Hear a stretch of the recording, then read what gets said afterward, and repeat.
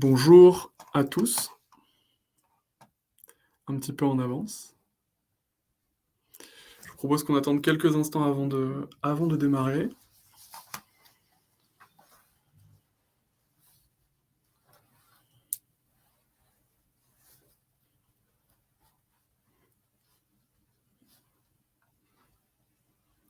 Je vois déjà quelques visages connus de connectés, enfin des visages, des noms en tout cas. Bonjour à Benjamin, bonjour à Ézéchiel et à tous les autres que je connais moins bien.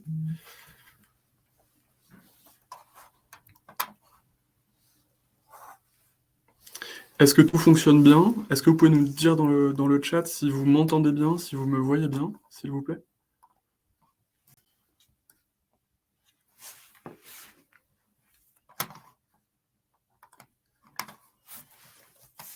Super, merci.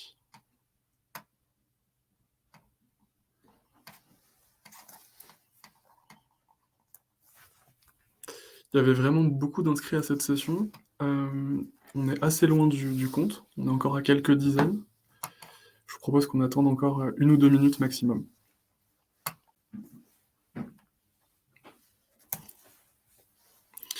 Il va y avoir un canal de questions qui va être ouvert. Je vous propose de poser vos questions ou faire vos remarques pendant l'intervention. En fonction du nombre de questions et des sujets qui sont abordés, soit je ferai une pause en cours de présentation, soit plutôt à la fin. Je préfère plutôt la seconde option, de façon à ce qu'on ait le temps de traiter tous les sujets de façon exhaustive, mais on n'est pas à l'abri d'une exception.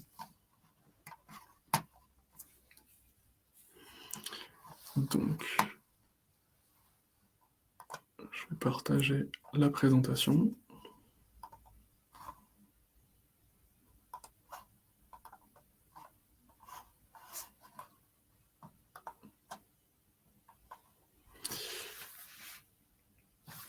Est-ce que le partage est bon?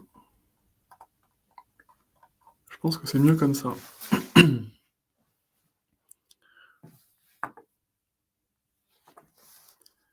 Parfait. On va y aller. Ça y est, on se rapproche des 100 participants. La moitié des inscrits vont bientôt être connectés. Bienvenue sur cette session d'initiation à l'assurance cyber. Je serai du coup votre intervenant aujourd'hui. Je m'appelle Benjamin Mangel et je suis responsable de la souscription chez Stoic. Avant ça, j'ai été courtier pendant 7 ans et notamment pendant les 3 dernières années, je me suis spécialisé en cyberassurance chez Marsh, que vous devez au moins connaître de nom, et j'étais en charge du coup des placements cyber sur différentes tailles de comptes et sur différents secteurs d'activité. Voilà. Aujourd'hui, l'idée, c'est vraiment de présenter l'assurance cyber, le risque cyber de façon générale, donner des premiers éléments de langage, des points de contexte sur, je dirais, la menace, sur le marché de l'assurance cyber et son évolution au cours des dernières années.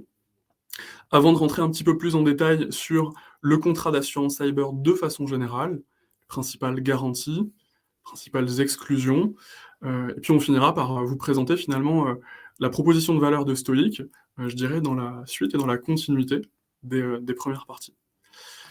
Bonjour aux personnes qui nous rejoignent ces dernières secondes. Commençons peut-être par cette fameuse introduction au risque cyber. Le risque cyber, il ne cesse de croître au cours des dernières années pour différentes raisons, à cause de différents facteurs qui se cumulent les uns aux autres. Le premier, c'est la digitalisation de la société et la dépendance au système d'information, à l'IT, qui est vécue par les entreprises.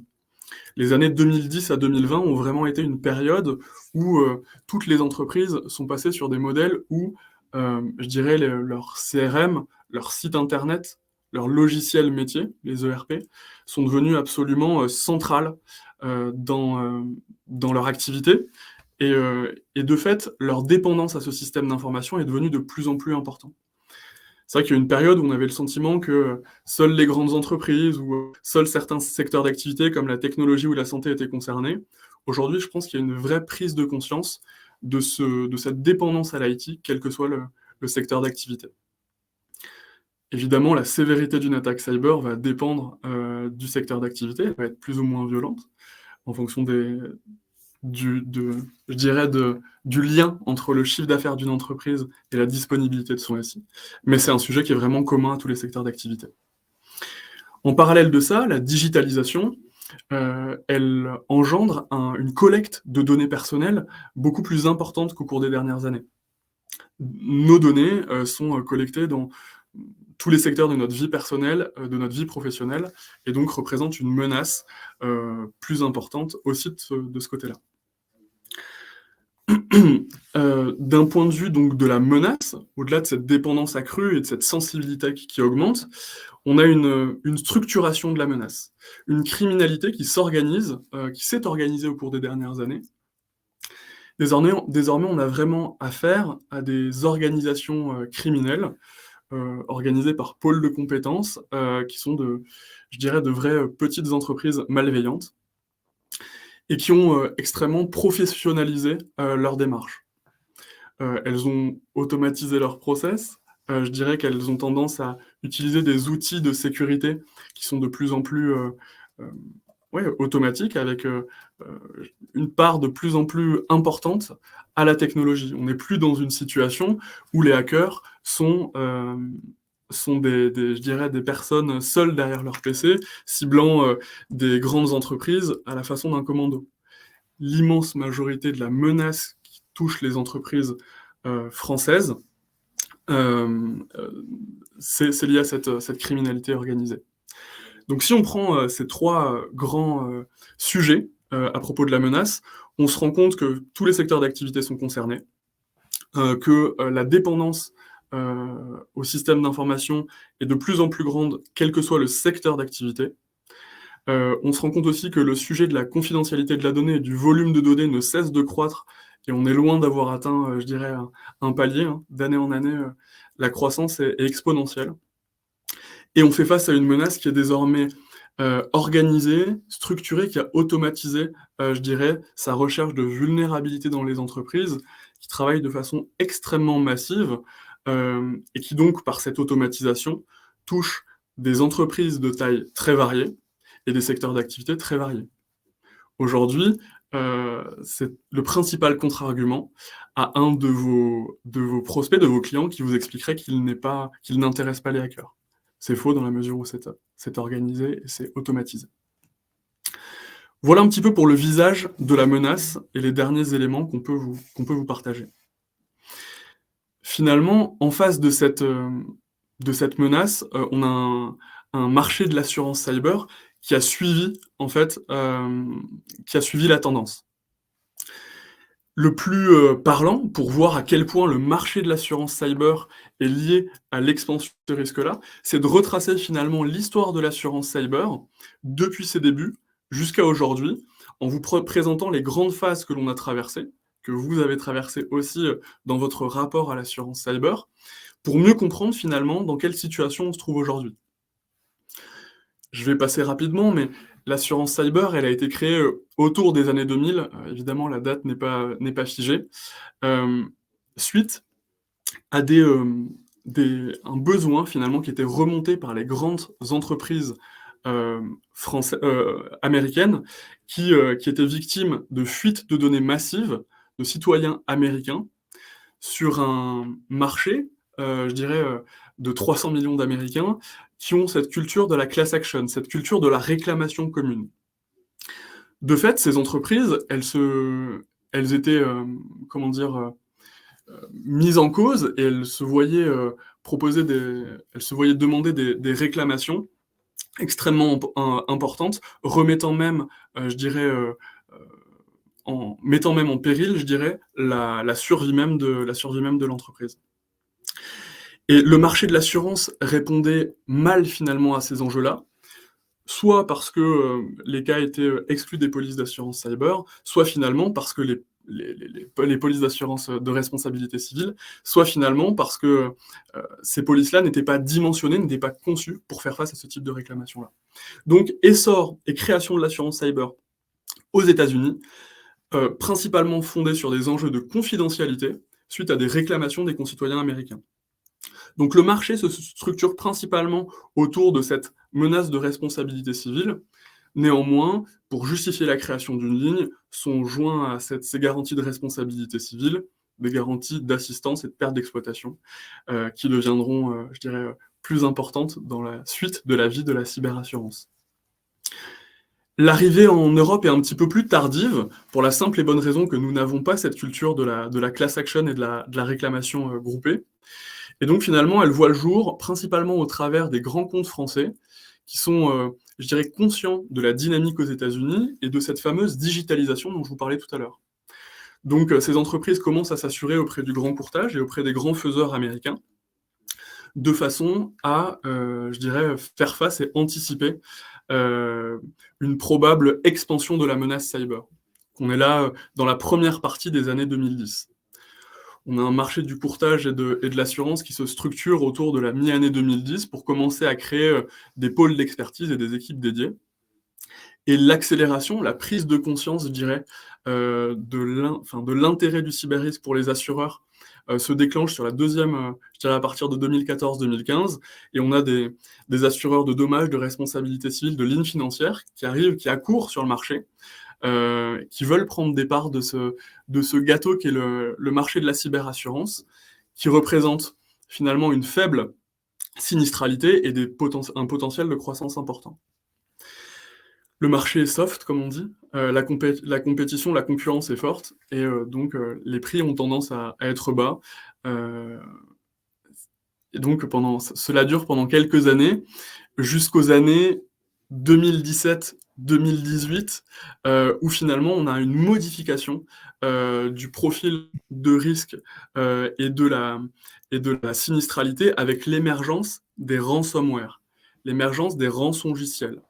Vous savez, ces fameux, malwares, ces fameux virus qui viennent chiffrer le système d'information d'une entreprise et ses données, heu et qui finalement demandent une rançon pour être libérés. Donc ça, c'est une menace qui vraiment émerge autour des années, 2017-2018 avec des grands sinistres dont vous avez entendu probablement parler à l'époque, comme NotPetya ou WannaCry. À partir de là, il y a une vraie structuration, de l'activité de piratage et des hackers, et une augmentation à la fois de la fréquence et de la sévérité des attaques. Les conséquences sur le marché de l'assurance vont arriver, vont être concrètes à partir des années 2019-2020 avec, des ratios sinistres sur prime qui se dégradent fortement et à la mi-année 2020, on a un retour de marché qui se déclenche. Un retournement de marché, on passe en marché dur, en hard market. Donc là, tous les paramètres d'une police d'assurance cyber, sont dégradés, les franchises sont augmentées, les prix sont augmentés, les conditions d'éligibilité à l'assurance, non seulement sont renforcées, mais apparaissent. Avant, il était extrêmement simple de souscrire. On a une mise en pause de la souscription, voire un retrait de certains assureurs. Bref, on est vraiment dans un basculement, un moment charnière, du marché de l'assurance cyber. Ce marché très dur, il va durer, et les différents mécanismes mis en place par les assureurs vont durer, jusqu'à la fin, de l'année, 2022, je dirais, et il y a une forme de stabilisation, qui est en train de s'opérer aujourd'hui.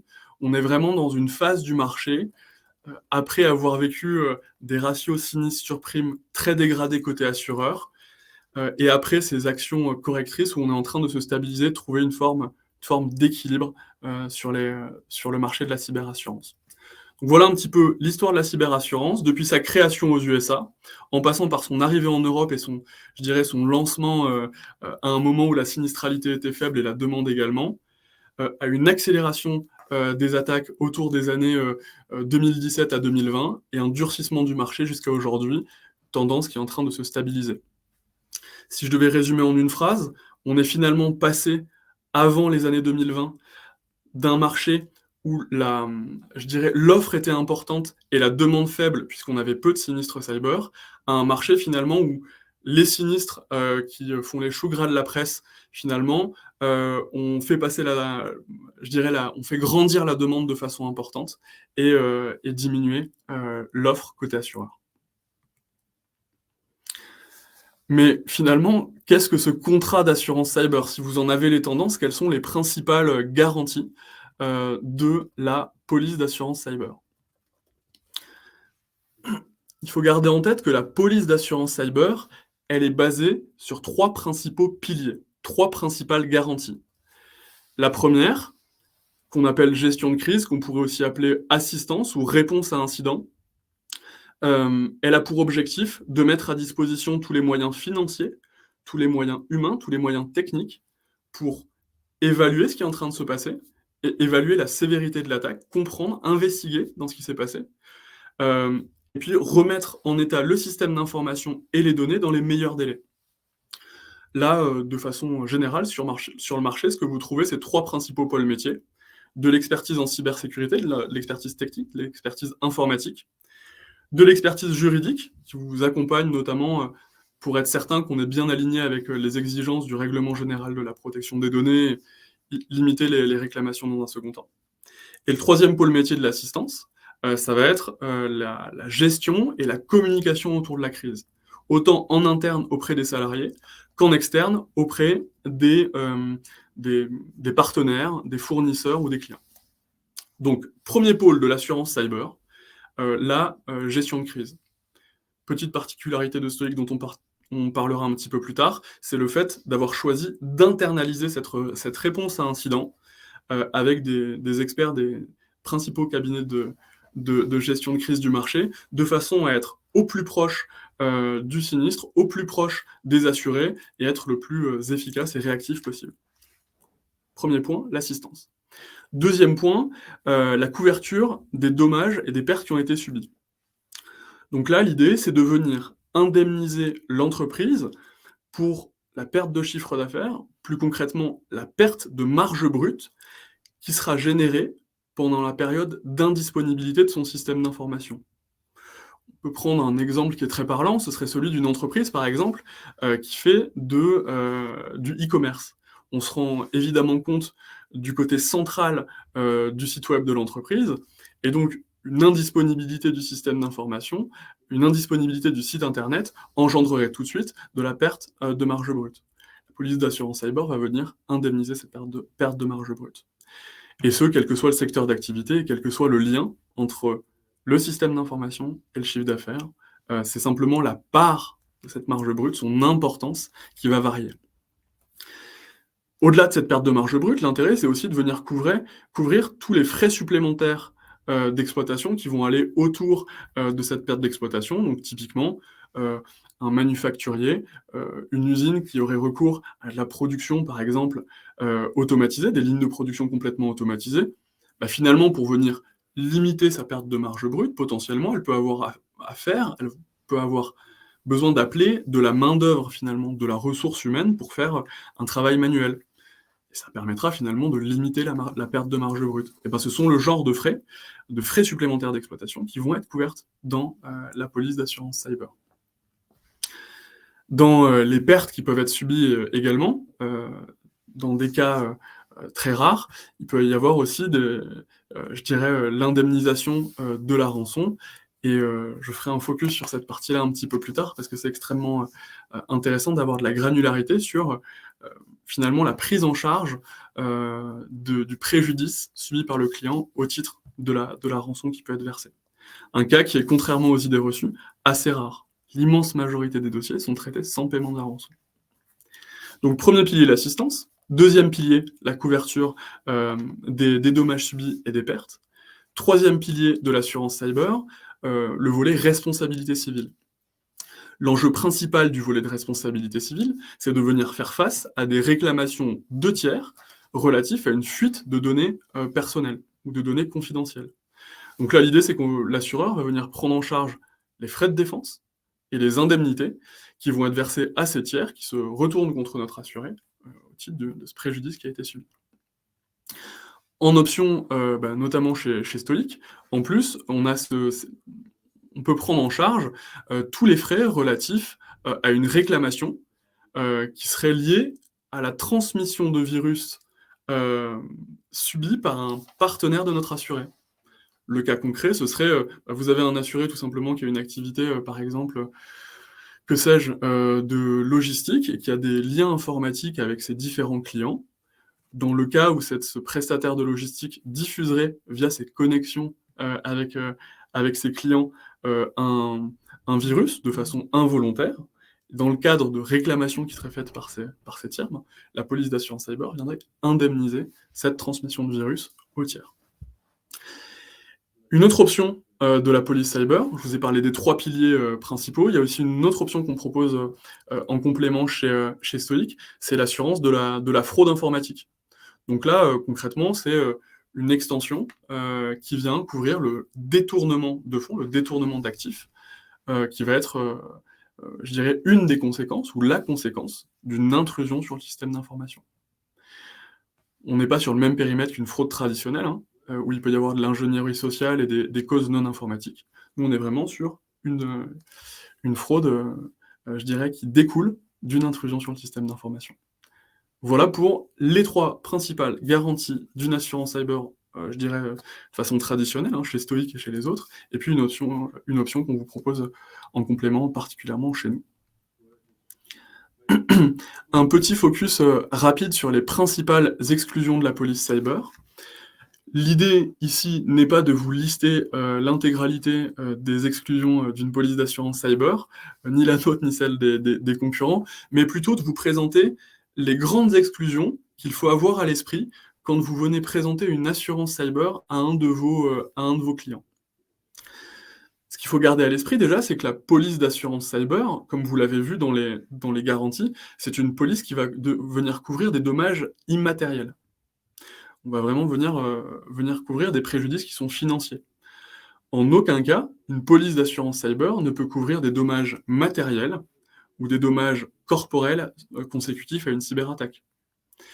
Si une usine, comme c'est déjà arrivé, notamment dans d'autres pays, venait à prendre feu ou à exploser suite à une attaque cyber, je pense à Stuxnet pour les connaisseurs, suite à une surchauffe finalement d'un matériel, qui a été compromis. Finalement, il y a un incendie qui se déclare et donc il y a du dommage matériel consécutif, à un événement cyber. Bah, suite à cet incendie, il pourrait d'ailleurs aussi avoir des dommages corporels. Bah, ce type de dommages-là, on n'est pas dans l'objet de la garantie cyber, ni chez nous, ni chez les concurrents, que ce soit en France, en Europe ou dans le monde, hein. C'est hors du cadre de l'assurance cyber. Deuxième exclusion qu'il faut bien avoir à l'esprit quand on discute avec un potentiel assuré ou avec un assuré, c'est l'exclusion de toutes les réclamations qui sont relatives à la responsabilité civile professionnelle ou à la responsabilité civile produit. Du moins, dans l'assurance cyber, standalone, comme on appelle, dans l'assurance cyber seule, ce sont des exclusions qui sont vraiment, typiques et habituelles.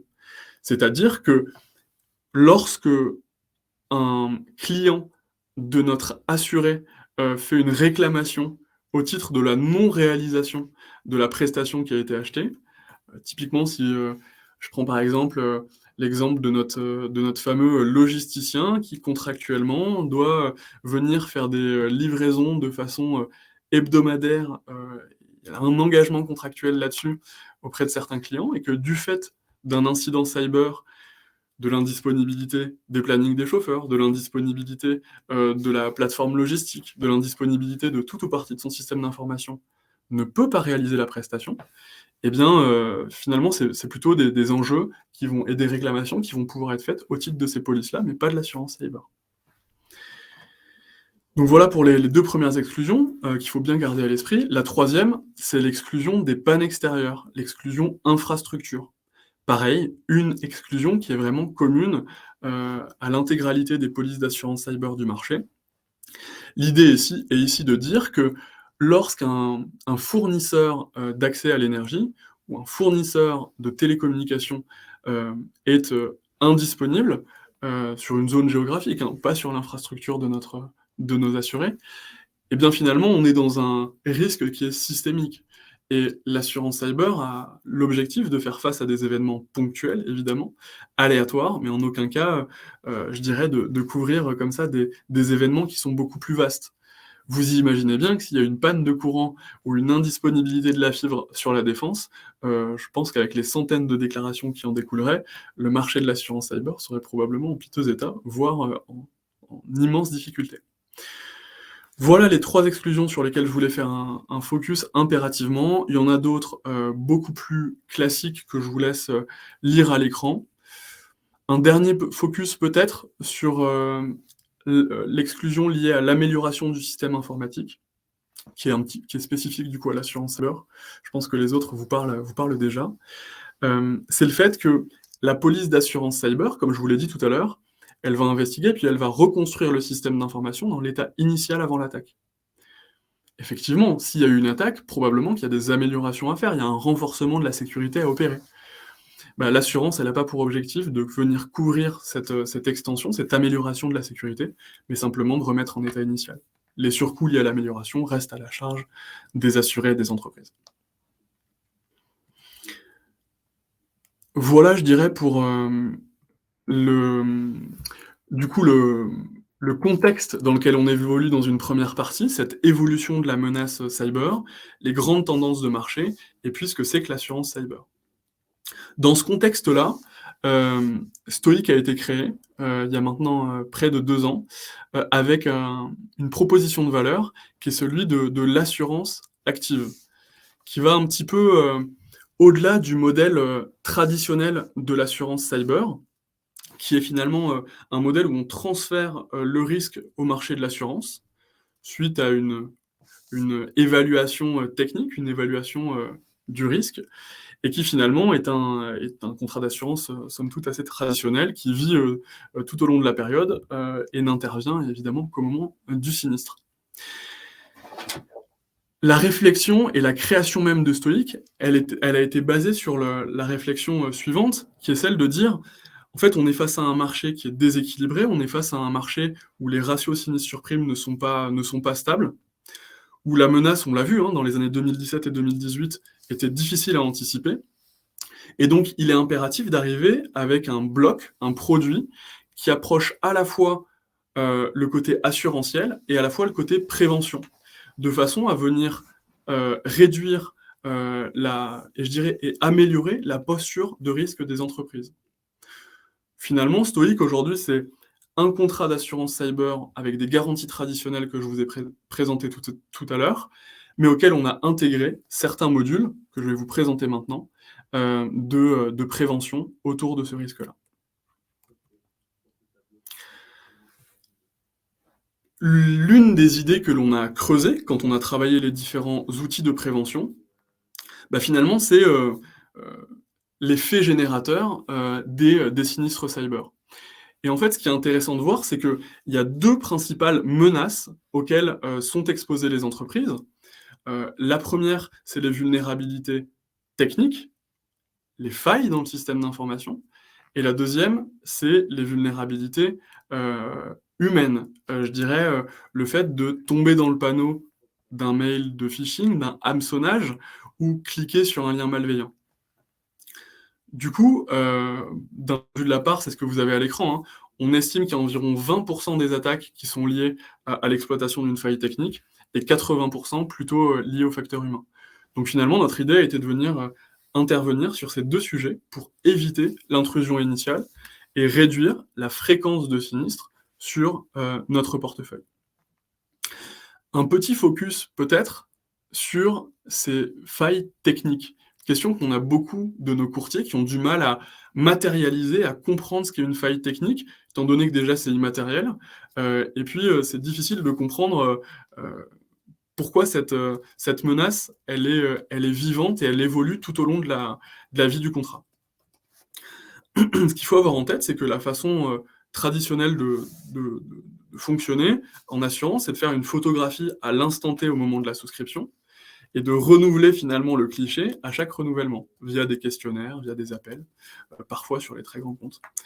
Hem, mais en fait, c'est une approche qui est, imprécise dans la mesure où ces vulnérabilités techniques, ces failles, elles évoluent tout au long, de la vie d'un système d'information. Chaque ordinateur, chaque serveur, chaque logiciel finalement derrière, ce sont des lignes de code, ce sont des logiciels informatiques, jusqu'à l'imprimante et en passant par, tout le système d'information de l'entreprise. Et en fait, il y a des vulnérabilités qui sont découvertes tout au long de la vie de ce matériel-là. Alors, quand ce sont des personnes bienveillantes qui découvrent de potentielles failles, pas de problème. Les éditeurs de logiciels euh, créent des correctifs, créent des patchs de sécurité, les diffusent aux entreprises et toutes les brèches sont colmatées. Pas de problème. En revanche, quand les chercheurs, je dirais, euh, malveillants, quand les pirates sont les premiers à découvrir une vulnérabilité, en analysant ces fameux logiciels tout au long de leur vie, eh bien c'est là qu'on peut être exposé à des intrusions sans avoir la possibilité de se protéger. Donc, ce qui est hyper important, c'est qu'au-delà d'évaluer, je dirais, l'état des vulnérabilités au moment de la souscription, chez Stoic, on a développé, je dirais, un outil qui permet de suivre tout au long de la vie du contrat les vulnérabilités. C'est ce qu'on appelle chez nous le scan externe, qui vient évaluer comme ça, depuis l'extérieur du système d'information, les vulnérabilités qui vont être celles de l'entreprise, celles qui vont être exposées. De fait, ça se représente, comme vous le voyez à l'écran, par un scoring qui est disponible depuis l'espace assuré Stoic et qui va permettre à l'assuré de suivre l'évolution de ses vulnérabilités tout au long de la vie de son contrat et de pouvoir identifier rapidement finalement si une menace vient d'être découverte ou non. Dans les cas les plus critiques, lorsque les vulnérabilités sont les plus sévères, nos ingénieurs en cybersécurité chez Stoic viennent, je dirais, contacter par l'intermédiaire et surtout en tenant informé le courtier, des vulnérabilités présentes sur le système d'information pour qu'elles puissent être corrigées le plus rapidement possible et donc éviter des attaques qui peuvent l'être. Donc, premier outil mis à disposition pour limiter les vulnérabilités techniques, le scan externe. Mais finalement, le monitoring tout au long de la vie du contrat, il passe aussi par d'autres scans internes que l'on a développés et qui, comme le premier, sont mis à disposition de nos assurés sans surcoût, de façon automatique et systématique. Quels sont ces outils-là? Il y a le scan d'Active Directory, donc je vais rester très simple. Dans un système d'information, vous avez différents droits, les utilisateurs ont différents droits. De simple utilisateur à un administrateur qui peut réaliser l'ensemble des tâches sur le système d'information.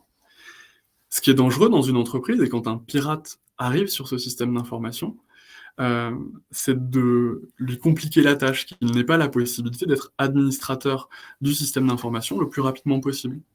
Donc ce qu'on propose aux entreprises, c'est d'évaluer à quel point leur Active Directory, cet outil qui gère les privilèges, est robuste ou non. Dernier outil, je dirais, à disposition d'un point de vue comme ça, informatique tout au long de la vie du contrat, c'est le scan des environnements cloud des clients. Je la fais simple. Les clients auparavant, ils avaient tous, et les entreprises de façon générale, avaient toutes des serveurs et des salles serveurs dans leurs murs. Comme vous le savez, l'externalisation de l'informatique est quelque chose qui se développe beaucoup. Le stockage des données se fait notamment chez des prestataires comme Microsoft, comme Amazon ou comme Google, dans des environnements qu'on appelle le cloud. Et bien souvent, je dirais que les entreprises et les assurés nous disent, puisque je suis dans le cloud, puisque j'ai externalisé cette prestation-là, je suis sain et sauf. En fait, c'est assez faux, puisque finalement, ces environnements qui sont externalisés, ces environnements qui sont chez les prestataires, ils doivent être paramétrés. Ils doivent être paramétrés pour leur sauvegarde, ils doivent être paramétrés pour la robustesse des accès. Il y a plein de paramètres à évaluer. Et souvent, ils ne sont pas conscients de ça. Donc, on leur met à disposition des outils qui leur permettent de se rendre compte des chantiers à mener pour être plus robustes. Bref, vous l'avez compris, nous mettons à disposition 3 outils de prévention, 3 outils informatiques. Le premier, le scan externe, qui permet d'évaluer la vulnérabilité perçue par un par un pirate, hein.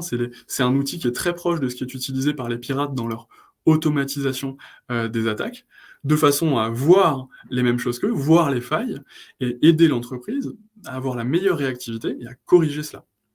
Premier outil. Deuxième outil, Scan d'Active Directory et Scan de Cloud, qui sont 2 outils internes, eux, qui sont à la disposition de l'assuré tout au long de la vie du contrat et que l'assuré va déployer à son bon vouloir pour améliorer la maturité de son système d'information.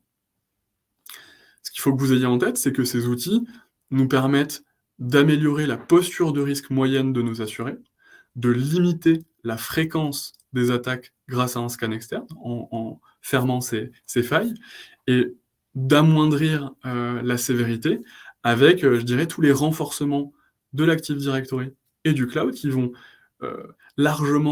qui vont rendre beaucoup plus difficile, je dirais, l'évolution du hacker dans le système d'information.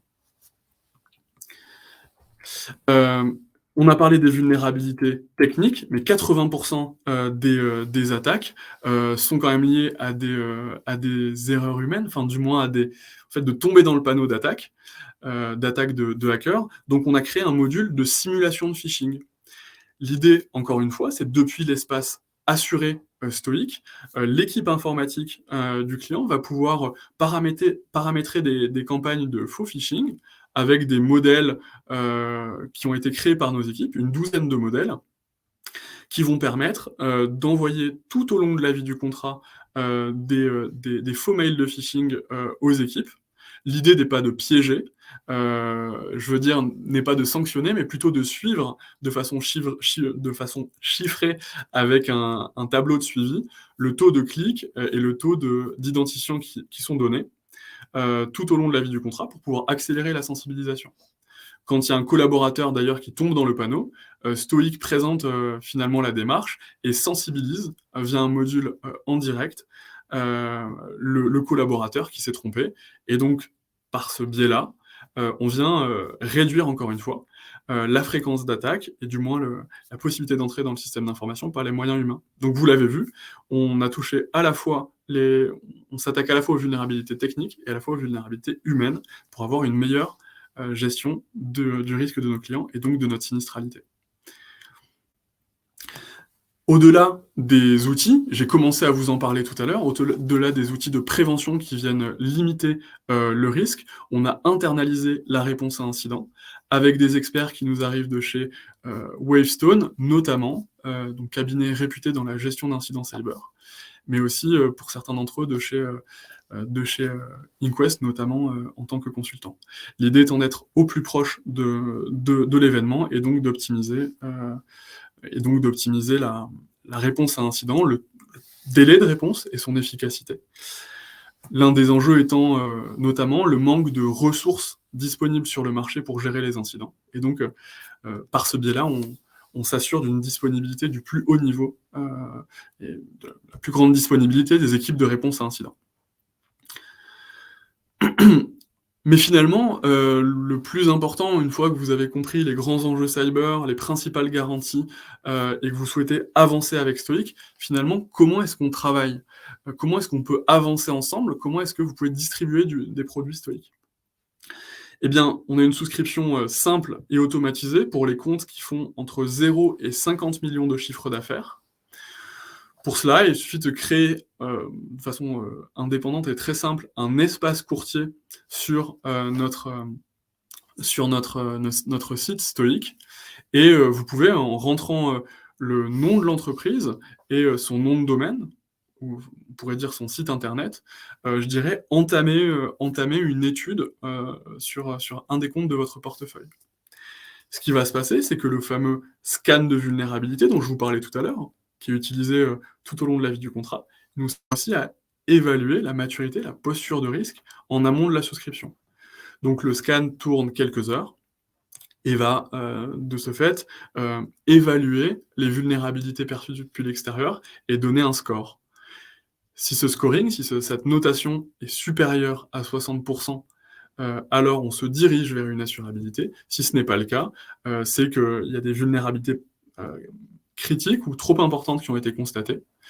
soit il n'est pas éligible, soit il faut qu'il nous explique, parce que ça arrive, qu'il y a des faux positifs et que donc, il est bien éligible. Le scan de vulnérabilité n'est pas un outil binaire, ce n'est pas une vérité absolue. Dans l'immense majorité des cas, il est pertinent, dans certains cas non. Donc je vous invite, quand les scans sont bloquants, à creuser un petit peu ça avec nos équipes qui sont à votre disposition. Dans ce process-là, au-delà de l'éligibilité via le scan de vulnérabilité, on a 2 prérequis techniques. Il faut que les entreprises aient des sauvegardes qui sont suffisamment protégées. Pour faire simple, elles sont déconnectées du système d'information. Et il faut que l'entreprise, très simple aussi, ait un antivirus à jour sur l'intégralité de son parc informatique, c'est-à-dire ses PC, l'intégralité de ses PC et de ses serveurs. À partir du moment où vous avez un scan de vulnérabilité qui est éligible et ces 2 critères que vous confirmez sur la plateforme, alors vous pouvez éditer un projet ou des projets en faisant varier les différents niveaux de franchise, les différents niveaux de capacité qui sont pré-paramétrés par rapport au segment et à la taille de l'entreprise que vous nous avez présenté. Mais on a également une souscription sur mesure, notamment pour les comptes qui font entre 50 et 250 millions de chiffre d'affaires. Pourquoi 250 millions de chiffre d'affaires? Parce qu'à l'instant T, c'est là que se situe la limite de nos appétits. Le process commence un petit peu de la même façon, c'est-à-dire que vous allez sur votre espace courtier, vous allez faire le fameux scan de vulnérabilité, pré-remplir les quelques informations administratives, et à partir du moment où vous indiquez un chiffre d'affaires supérieur à 50 millions de chiffre d'affaires, il y a un questionnaire cyber qui va être généré automatiquement, pré-rempli administrativement, et qu'on va vous proposer très simplement de partager par mail à votre prospect ou à votre client. De là, que se passe-t-il? Une fois que le questionnaire est rempli et validé sur cette page web que vous avez du coup partagée à votre prospect, eh bien tout simplement, l'équipe de souscription Stoic va relire ce document-là. 2 options. Le niveau de sécurité perçu est faible, trop faible, et dans ce cas-là, on vous explique point par point les raisons qui font du risque qu'il est inéligible, de façon à ce que ça puisse être utilisé, exploité par votre prospect pour construire sa feuille de route de cybersécurité et avancer vers l'assurance et vers l'éligibilité dans les semaines et les mois qui suivent. Deuxième option, l'entreprise présente plutôt une bonne maturité, du moins elle s'en rapproche. C'est ici la majorité des cas, on est de l'ordre de 70 à 80% des questionnaires reçus qui passent à cette étape-là. Vous avez un entretien qui est proposé, un entretien d'évaluation du risque, qui est mené par un binôme chez Stoic, qui est composé d'un souscripteur spécialisé en cyber et d'un ingénieur en cybersécurité, qui vont finalement évaluer la posture de risque et donner le go pour avancer vers la souscription. Cet appel, il dure entre 45 minutes et 1 heure. La présence du courtier est plus que bienvenue, mais non obligatoire. Ce qui se passe, c'est qu'on va étudier le risque en 3 grandes étapes. La première, c'est de comprendre finement le business model de l'entreprise, son risque et les scénarios qui vont être dimensionnants pour définir une couverture d'assurance cyber. La deuxième étape, c'est de venir comprendre quelle est l'infrastructure, comment est organisé le système d'information, quels sont les choix qui ont été faits. Est-ce que l'informatique est internalisée, externalisée? Quels sont les prestataires en place? Quels sont tout simplement, je dirais, le système d'information qui vient supporter l'activité. Et la troisième et la dernière partie de ce rendez-vous, c'est l'évaluation des points précis de cybersécurité et des process, des outils qui sont en place pour sécuriser le système d'information et donc l'activité. Dans les 5 jours ouvrés après ce rendez-vous d'évaluation du risque, nous faisons un retour au courtier, ferme, soit avec une offre et des conditions qui sont je dirais, disponibles pour souscription, soit un no-go parce que le niveau de sécurité perçu est trop faible. Et dans ce cas-là, encore une fois, on accorde énormément d'importance à expliquer quels sont les points qui ont été bloquants, encore une fois, de façon à ce que ce temps ait été, cet audit finalement, ait été intéressant pour l'entreprise, quelle que soit la maturité, de façon à ce qu'elle aille dans la bonne direction. Et le constat que l'on fait, c'est que finalement, cette organisation de la souscription sur mesure est un process qui est en place depuis septembre, et l'on a déjà, je dirais, les premiers retours des entreprises qui ont mené de grands chantiers et qui reviennent nous voir en nous disant voilà, qu'on a servi de feuille de route à cette amélioration de la cybersécurité qui sont désormais assurées chez nous. Voilà pour cette présentation. J'arrive au bout du temps, je dirais en dépassant un petit peu, puisqu'il était prévu qu'on fasse quelques questions. Je vous propose de rester connecté quelques minutes, de façon à ce que l'on puisse creuser vos questions sur le risque, l'assurance, le marché ou la façon de travailler avec nous. Pour ceux qui doivent nous quitter de façon plus rapide, n'hésitez pas à m'ajouter par exemple sur LinkedIn, où je poste pas mal sur le sujet du cyber-risque et de la cyberassurance. Et ce serait aussi l'occasion de répondre à des questions, même en direct. On peut tout à fait l'imaginer. Maintenant, je vais passer sur le chat de façon à voir vos questions. Je propose qu'on prenne les questions une par une. Faut-il... alors, donc c'est par ordre chronologique là. Quelle est la frontière entre votre service de gestion de crise et le prestataire IT d'une entreprise en cas de soupçon de piratage? Le client doit-il vous appeler en premier ou son prestataire en cas de soupçon? C'est une excellente question. Le prestataire informatique, sa mission principale, c'est de mettre à disposition un logiciel qui soit disponible le plus possible. Effectivement, au moment de la gestion de crise, le prestataire, il va de toute façon être tout de suite investi dedans. C'est le premier qui va constater l'attaque et je dirais, ce sont les premiers témoins avec l'entreprise. Ce qu'il faut garder à l'esprit, c'est que ce prestataire informatique n'est pas expert en cybersécurité. N'est pas expert en cybersécurité dans le sens où tous les outils et tous les process sont pas toujours en place chez les prestataires.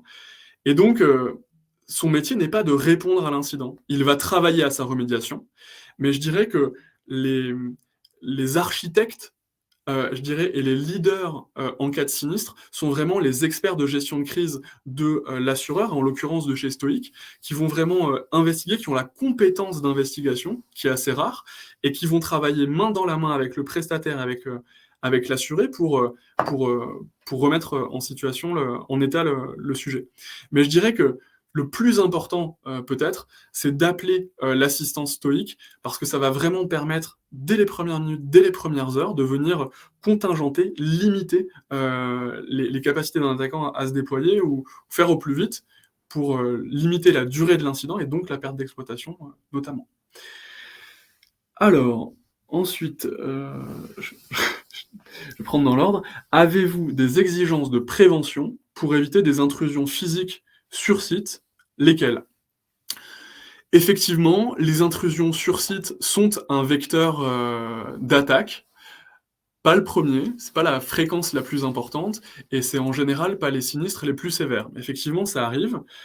Nous, je dirais, il y a 2 niveaux de réponse. Sur les études standards entre 0 et 50 millions, non, on n'a pas d'exigence spécifique de ce côté-là. Quand on est sur une entreprise de taille plus importante, entre 50 et 250 millions, ce qu'on va souhaiter, c'est qu'il y ait un chiffrement du disque des PC, de façon à ce qu'un vol physique d'un ordinateur ne permette pas au voleur de voler l'information personnelle, l'information confidentielle du PC. C'est un point d'attention qui fait partie de notre questionnaire, ça n'est néanmoins pas un point bloquant. Donc pour répondre peut-être de façon plus alignée avec l'orientation de la question, non, il n'y a pas de question sur les accès physiques, les badges ou les portiques de sécurité à l'entrée d'un bâtiment. C'est un sujet important, mais qui n'est pas prioritaire dans notre évaluation du risque.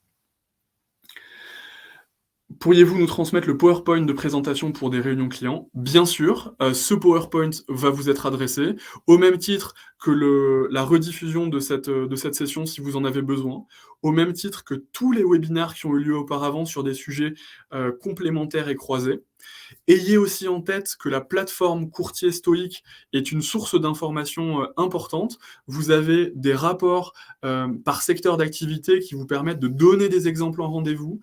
Vous avez des exemples aussi issus de la presse par région, puisqu'on sait qu'il y a une forte sensibilité au tissu économique local dans la sensibilisation.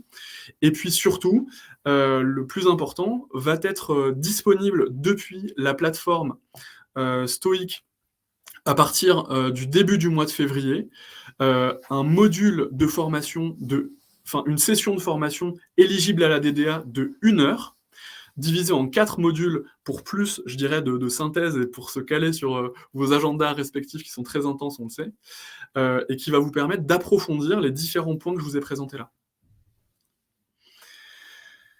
Serait-il possible d'organiser des réunions de présentation et de prévention en visio avec mes clients pro? Question d'Antoinette. C'est des choses qu'on peut tout à fait imaginer, notamment au travers des responsables de courtage qui sont présents, je dirais, qui maillent le territoire français. On a 6 ou 7 régions sur lesquelles sont présents nos équipes, et donc effectivement, il y a la possibilité d'être accompagné sur ces sujets-là. En fonction après je dirais de notre proximité avec les courtiers, on peut aller plus loin là-dedans. Mais votre responsable de courtage sera à même de vous présenter tout ce qu'on peut faire. On va assez loin dans l'accompagnement terrain et la proposition de services à côté. Quelles sont vos capacités en montant? Vous nous avez parlé d'exclusion. Quel est votre cœur de cible? Vraiment, des bonnes questions aujourd'hui. Nos capacités pour des entreprises qui souscrivent dans le cadre d'un contrat standard entre 0 et 50 millions, on va mettre jusqu'à 1 million d'euros de capacité, je dirais, sur la table, de limite de garantie disponible, avec la possibilité, si le chiffre d'affaires ne le nécessite pas, de réduire cela. Quand on est dans des études sur mesure, entre 50 millions et 250 millions de chiffre d'affaires, dans ce cas-là, on peut mettre aujourd'hui jusqu'à 2 millions de limite de garantie. Voilà, c'est un chiffre qui, à moyen, long terme, est susceptible d'évoluer, mais pour les prochains mois, ayez en tête ces 2 millions d'euros de limite de garantie. Pour ce qui est des appétits, on a assez peu de secteurs d'activité exclus, il y en a quelques-uns. Les secteurs d'activité, je dirais, assez classiques, que sont l'aéro, que sont... je dirais les sites de rencontres, tout ce qui est érotique, pornographique, voilà, des secteurs d'activité, je dirais, qui sont très standards dans les exclusions. On accorde je vais y arriver. On accorde énormément d'importance à la compréhension du business model d'une entreprise, et on est en mesure d'aller étudier des risques, des activités qui sont parfois exclues de facto chez certains assureurs, parce que sinistré, parce que risqué. Donc, on ne s'interdit pas d'aller étudier ces choses-là. Évidemment, la rigueur, je dirais les exigences techniques qui sont relatives à ces secteurs d'activité sensibles sont renforcées en sur-mesure, mais ayez en tête qu'on essaye d'avoir des appétits le plus large possible. Vous verrez depuis notre espace courtier stoïque la liste déroulante des secteurs d'activité disponibles qui est extrêmement large, et on a cette volonté de diversifier au maximum notre portefeuille et les activités que nous souscrivons. Lorsqu'une faille est détectée par le monitoring continu, qu'est-ce qui est mis en place par Stoic? En fait, il y a 2 niveaux de réponse. Il y a des vulnérabilités qui sont critiques, et dans ce cas-là, en fait, on a nos experts en cybersécurité qui vont contacter les clients en mettant en copie, c'est le process standard, les courtiers pour les informer de la vulnérabilité critique. On expose à la fois la nature de la vulnérabilité et on donne des pistes, on donne des informations pour que l'entreprise puisse corriger dans les meilleurs délais cette vulnérabilité-là. Le mail est rarement suffisant, il y a des campagnes d'appel qui sont menées dans ces moments-là. Et donc, on est disponible pour accompagner là-dessus de façon très ponctuelle. Autre question. Un salarié qui ouvre un mail de sa boîte personnelle qui fait entrer un virus, est-ce couvert? En fait, ce qui est couvert, c'est l'intrusion dans le système d'information de l'entreprise. Donc, effectivement, s'il y a une compromission du système d'information par ce biais-là, on est dans le cadre de l'assurance cyber proposée par Stoic. Donc voilà, c'est le cadre de l'assurance cyber, effectivement. C'est bien une malveillance qui est à l'origine de cette intrusion dans le système d'information. Bonjour, avez-vous prévu de vous agrandir et d'embaucher de nouveaux collaborateurs? Si oui, dans quel domaine, s'il vous plaît? Merci d'avance. Ça sera la dernière question. Pour information, je vous ai présenté le marché et rapidement ce qu'on faisait. Aujourd'hui, on a une entreprise qui représente environ 45 salariés, structurés dans différents pôles, des équipes commerciales, des équipes risques, souscripteurs et ingénieurs en cybersécurité. Et on a une partie produit et développement, donc des pôles métiers assez différents et extrêmement complémentaires. Oui, nous avons prévu de nous agrandir grâce à la croissance, je dirais, qui est au rendez-vous d'un point de vue de l'activité du chiffre d'affaires. Des postes sont ouverts en ce moment même et vous les trouvez sur le site Welcome to the Jungle notamment. C'est là qu'on actualise finalement les postes qui sont disponibles. C'est quelque chose qui tend à se ralentir. On a une équipe qui est très structurée, organisée, qui fonctionne plutôt bien, mais on n'a pas fini de recruter des talents, et donc je ne suis pas vraiment, pour tout vous dire, la bonne personne pour vous répondre, mais je vous encourage à nous écrire sur les réseaux, à nous envoyer des mails et à suivre les posts qui sont ouverts sur Welcome to the Jungle. Je crois que l'on arrive au terme de ces 10 minutes de questions. J'ai dépassé l'horaire, j'en suis tout à fait désolé. Merci aux presque 100 personnes qui sont encore connectées, et le chiffre était plus important tout à l'heure. N'hésitez pas à nous suivre sur LinkedIn notamment, où on est très présent, où on donne du contenu, de l'actualité, à vous connecter, à vous créer des espaces sur le site Stoic, des espaces courtiers. Nous sommes à votre disposition pour soutenir votre croissance et votre évolution sur la branche cyber, avec ce module de gestion des risques et cette assurance qui est à votre disposition. Merci à tous. Pour les questions qui sont restantes, n'hésitez pas à nous écrire. On est assez facile à trouver sur Internet et sur les réseaux, donc on est à votre entière disposition, et je vous dis à bientôt pour des études ou pour de prochains webinaires. Au revoir.